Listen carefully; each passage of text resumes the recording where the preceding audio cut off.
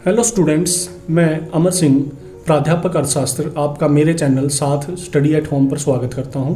इस चैनल के माध्यम से आपको अर्थशास्त्र जैसा महत्वपूर्ण सब्जेक्ट ऑनलाइन करवाया जाएगा। अर्थशास्त्र की अगर हम बात करें तो ये रोजगार से जुड़ा हुआ सब्जेक्ट है। सरकारी क्षेत्र में Indian economic services, planning commission, NABARD, central secretariat और जितने भी बैंक्स हैं उनमें इस सब्जेक्ट से संबंधित जॉब्स आपको मिलेंगी। और जो प्राइवेट सेक्टर है उसमें बिजनेस एनालिस्ट, फाइनेंशियल एनालिस्ट और डाटा एनालिस्ट के रूप में भी आपको रोजगार के अवसर मिलते हैं। तो इस चैनल के माध्यम से हम अपने सब्जेक्ट को आपके लिए आसान बनाएंगे, उपयोगी बनाएंगे और उम्मीद है कि ये जो प्रयास है वो आपके लिए लाभदायक होगा। अगर आपके कोई सुझाव हैं तो वो अपेक्षित हैं, आप उनको भेज सकते हैं। तो आज हम जो हमारा सेकंड चैप्टर का जो कुछ भाग बच गया था उसको कंप्लीट करेंगे। सेकंड चैप्टर में भी कुछ बड़े क्वेश्चन बनने की संभावना नहीं है, सिर्फ एक 4 नंबर में क्वेश्चन बन सकता है, स्ट्रोक और प्रभाव में अंतर। बाकी सभी लगभग 2 मार्कर या 1 मार्कर बनने की ही उम्मीद है। तो पहला हमारा जो लघुत्रात्मक प्रश्न है, उत्पादक वस्तुएं क्या है? उत्पादक वस्तुएं वे वस्तुएं हैं जिनका आगे उत्पादन के लिए प्रयोग किया जाना है। ठीक है भाई, जो उत्पादन में प्रयोग की जाएंगी, उत्पादन करने में प्रयोग की जाएंगी, उनको हम उत्पादक वस्तुएं कहेंगे। चाहे वो कच्चा माल हो या वो स्थिर परिसंपत्तियां हो, तो हम इन दोनों को क्या कहेंगे? उत्पादक वस्तुएं। 12वां, इस चैप्टर का 12वां और आज का दूसरा क्वेश्चन, सकल निवेश तथा शुद्ध निवेश में भेद कीजिए। तो ये आपका 4 मार्कर में भी क्वेश्चन आ सकता है कि सकल निवेश और शुद्ध निवेश में अंतर। तो सकल निवेश क्या है? वर्ष के दौरान स्थिर परिसंपत्तियों अथवा माल सूची स्टॉक को खरीदने के लिए किया गया जो खर्च है वो क्या कहलाता है? सकल निवेश। तो इसमें क्या क्या चीज शामिल होती हैं आपकी?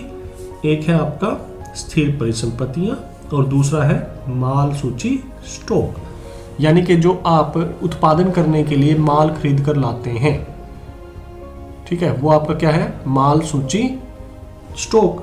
अब वो चाहे वो कच्चा है, चाहे वो आधा तैयार है जिसको हम अर्ध तैयार बोलते हैं, वो सारा माल सूची स्टॉक में आपका आएगा। यानी कि जो अभी बिकने के लिए तैयार नहीं हुआ है या बेचने के लिए प्रस्तुत नहीं किया गया है, तैयार हो चुका है लेकिन वो आपके पास ही पड़ा है, तो वो भी माल सूची निवेश का ही एक भाग है।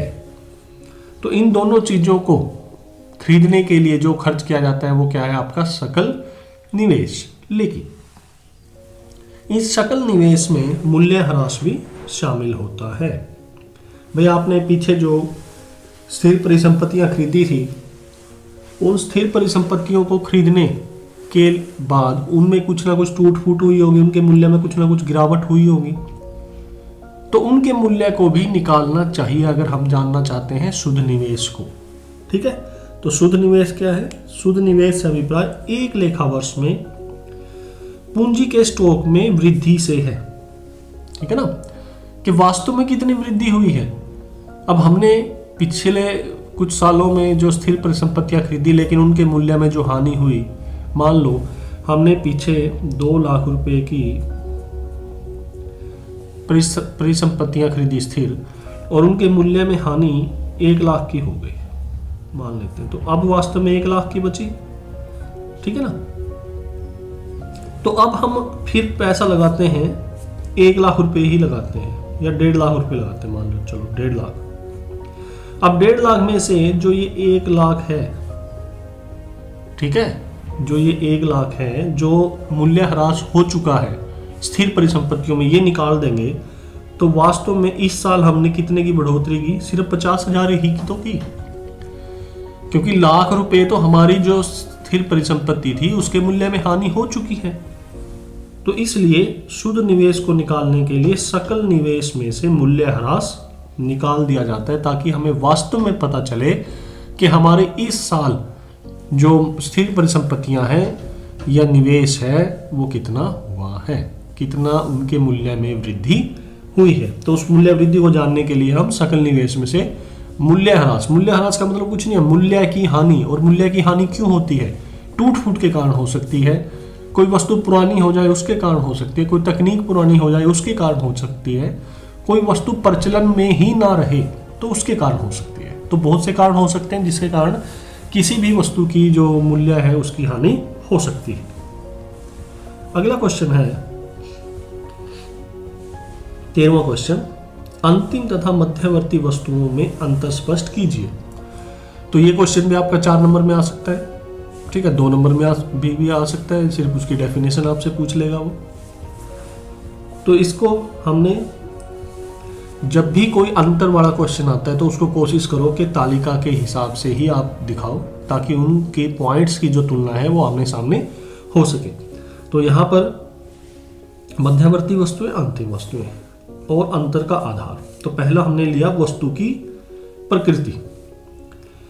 तो इन वस्तुओं को उत्पादन की प्रक्रिया में कच्चे माल अथवा एक सेवा के रूप में प्रयोग किया जाता है। मध्यवर्ती है ना भाई, मध्य में पड़ेगी ये, जो अंतिम वस्तु बनेगी ना उससे पहले पड़ेगी ये, उस अंतिम वस्तु को बनाने में इसका प्रयोग किया जाएगा, इसीलिए इसको मध्य बोला जाता है, बीच। अंतिम वस्तुएं क्या है? जो उपभोग के लिए तैयार है, यानी जिनका प्रयोग किया जा सकता है और जिनमें आगे कोई मूल्य वृद्धि करने की आवश्यकता नहीं है, यानी कि वो तैयार है, आप उसका प्रयोग करके अपनी जो आवश्यकता है उसको संतुष्ट कर सकते हैं। ठीक है। उसके बाद दूसरा हमारा पॉइंट है कि किसको राष्ट्रीय आय में शामिल किया जाएगा, किसको नहीं। राष्ट्रीय आय, यह पदार्थ राष्ट्रीय आय का भाग नहीं होते। यदि इन्हें राष्ट्रीय आय में गिन लिया जाएगा तो इससे दोहरी गणना की समस्या पैदा हो सकती है। दोहरी गणना की क्यों भाई? मध्यवर्ती का भी आपने जोड़ लिया, अंतिम का भी जोड़ लिया। अब अंतिम वस्तु में तो मध्यवर्ती वस्तु का मूल्य वैसे ही शामिल हो जाता है। उदाहरण के लिए अगर हम दें,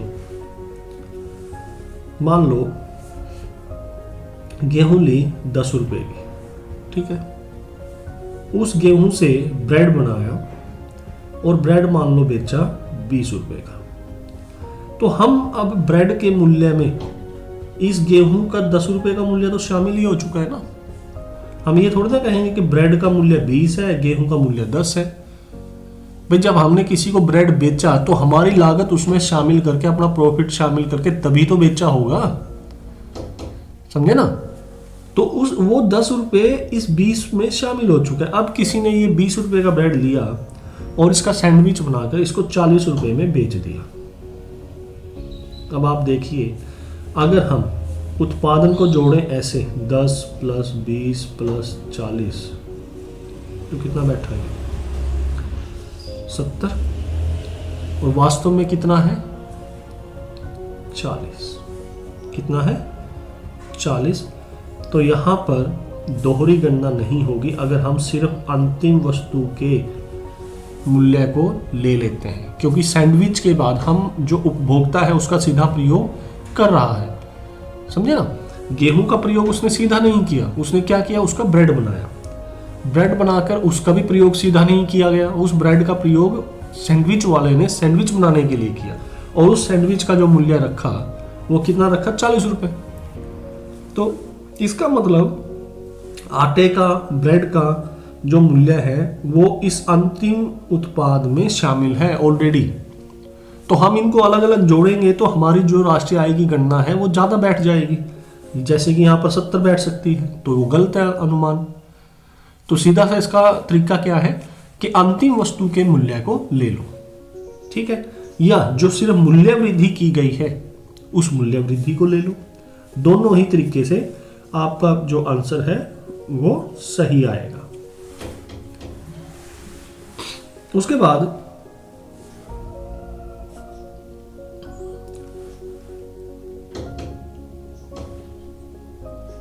अगला जो इसमें पॉइंट है कि यह पदार्थ राष्ट्रीय आय का भाग होते हैं, इसलिए इनके मूल्य को राष्ट्रीय आय में गिना जाता है। जो अंतिम वस्तुएं हैं या सेवाएं हैं उनके मूल्य को हमेशा राष्ट्रीय आय में गिना जाता है, वो राष्ट्रीय आय के भाग होते हैं, ठीक है।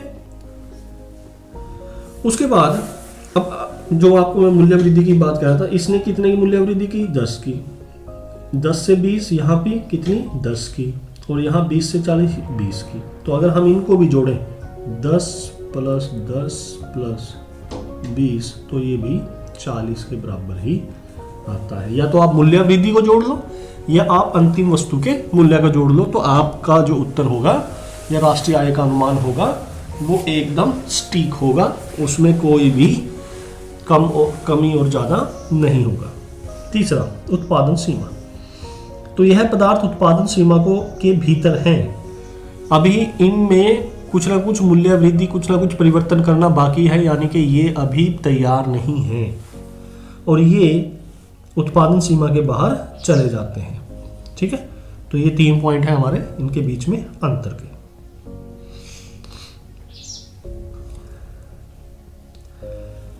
उसके बाद इसके कुछ वस्तुनिष्ठ प्रश्न हैं, बहुत इंपॉर्टेंट, सिर्फ जो बार बार एग्जाम्स में आ रहे हैं वही आपको यहाँ पे वस्तुनिष्ठ प्रश्न करवाए जा रहे हैं हर चैप्टर के। ठीक है ना, ऐसे तो बहुत से क्वेश्चंस दिए गए हैं। तो पहला है, ये वे वस्तुएं जो मानवीय आवश्यकताओं को प्रत्यक्ष रूप से संतुष्ट करती हैं, तो कौन सी होती हैं? मध्यवर्ती तो होती नहीं, क्योंकि वो तो अभी उनमें तो परिवर्तन अभी किया जाना बाकी है। ठीक है, वो इसमें शामिल नहीं होती।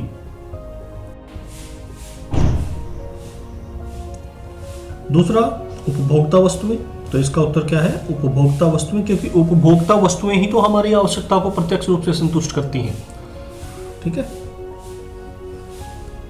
जो पूंजीगत वस्तुएं होती हैं वो हमारी आवश्यकताओं को प्रत्यक्ष रूप से संतुष्ट नहीं करती, क्योंकि उनका तो प्रयोग किसमें किया जाना है? उत्पादन में किया जाना है।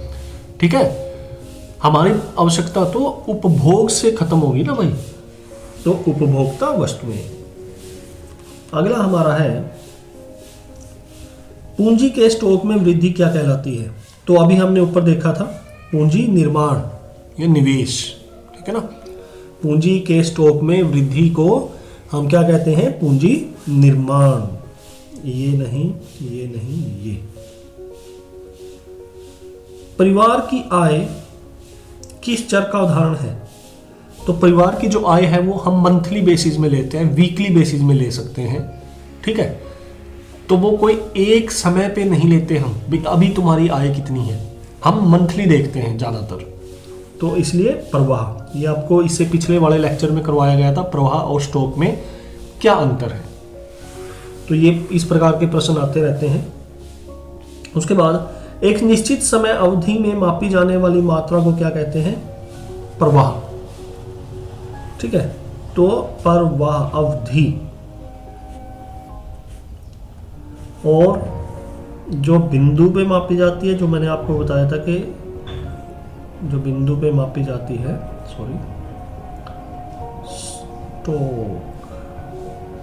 तो ये बिंदी आप उस तरीके से उसको याद रखने के लिए आप कर सकते हो। स्टॉक यानी कि ये बिंदी, यानी कि समय के एक निश्चित बिंदु पर मापी जाने वाली हम मात्रा को क्या कहते हैं? स्टॉक। और अवधि में मापी जाने वाली को प्रवाह। निम्न में से कौन सा प्रवाह चर है? तो इसको भी हम उपभोग को हम एक अवधि में मापते हैं कि आपका एक वीक का, एक दिन का उपभोग कितना रहा, एक महीने का उपभोग कितना रहा। ठीक है, तो ये अवधि। धन हम ये मापते हैं कि आपकी जेब में कितने हैं, आपके बैंक अकाउंट में कितने, यानी कि बिंदु पर मापेंगे। ठीक है, किस पर मापेंगे? बिंदु पर। मुद्रा की मात्रा के अर्थव्यवस्था में टोटल मुद्रा की मात्रा कितनी है अभी इस बिंदु पर, तो ये भी क्या है? स्टॉक। तो इसका उत्तर क्या है? प्रवाहचर उपभोग। निम्न में से कौन सा प्रवाहचर नहीं है? तो इसका उत्तर क्या है? धन। क्योंकि धन को हम क्या मापते हैं? आपकी जेब में अभी कितने पैसे पड़े हैं? धन। आपके बैंक अकाउंट में अभी कितने पड़े हैं? धन। तो वो क्या है? बिंदु, अभी। वेतन को एक लगभग हम महीने के हिसाब से मापते हैं। मासिक फीस को, यानी कि मासिक का मतलब क्या है? मास, महीने के हिसाब से मापते हैं। तो ये दोनों क्या है? प्रवाह। ओनली ये क्या है? स्टॉक। मेज कैसी वस्तु है? तो मेज उपभोग भी है और उत्पादक भी है। क्यों? क्योंकि वो इसके उपयोग पर निर्भर करेगा कि वो हमारी आवश्यकता की, यानी कि आप जब बैठकर उस पर पढ़ रहे हैं, ठीक है, आप उस पर खाना खा रहे हैं, आप अपनी मेज पर बैठ मतलब का यूज़ खाना खाने के लिए प्रयोग कर रहे हैं तो वो क्या है, उपभोग वस्तु। लेकिन उसी मेज का जो काम है वो दर्जी कर रहा है और दर्जी उससे उत्पादन कर रहा है कपड़े का अपनी उस मेज का प्रयोग करके, तो वो क्या बन जाएगी, उत्पादक। तो यानी कि दोनों। तो ये आपके जो क्वेश्चन है 8वां, मध्यवर्ती वस्तु में ही राष्ट्रीय आय में शामिल होती है।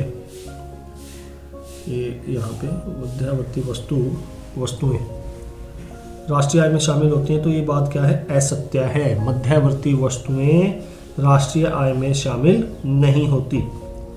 9वां, ट्रैक्टर एक टिकाऊ पूंजीगत वस्तु है। बिल्कुल ठीक बात है। क्यों? क्योंकि हमने जब पूंजीगत वस्तु की थी टिकाऊ, उसका प्रयोग कई वर्षों तक किया जाना था और उसके मूल्य भी काफ़ी होता है। जैसे नट बोल्ट को हम, क्योंकि उनका मूल्य बहुत कम होता है, उनको पूंजीगत वस्तुओं में शामिल नहीं करते। हालांकि उनका प्रयोग कई सालों तक होता है, लेकिन उनका जो मूल्य होता है वो बहुत कम होता है। 10वां, सकल निवेश बराबर है शुद्ध निवेश प्लस में मूल्यह्रास। तो ये बात क्या है, सत्य है। ठीक है, अगर शुद्ध निवेश में मूल्यह्रास को जोड़ दिया जाएगा तो सकल बन जाएगा, और सकल निवेश में से अगर मूल्यह्रास को निकाल दिया जाएगा तो वो क्या बन जाएगा, शुद्ध।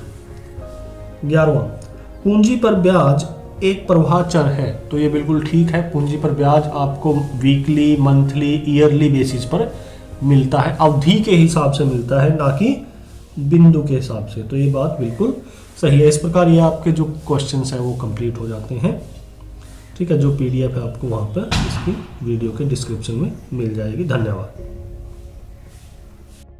स्टूडेंट्स, इससे रिलेटेड जो PDF है वो आप इस वीडियो के नीचे डिस्क्रिप्शन में जाकर वहाँ जो एक लिंक दिया गया है उससे डाउनलोड कर सकते हैं।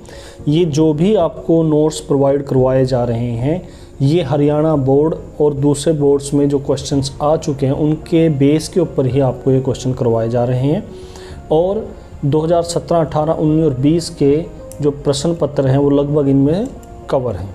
तो आप इसको PDF से अपनी कॉपी में उतार सकते हैं। धन्यवाद।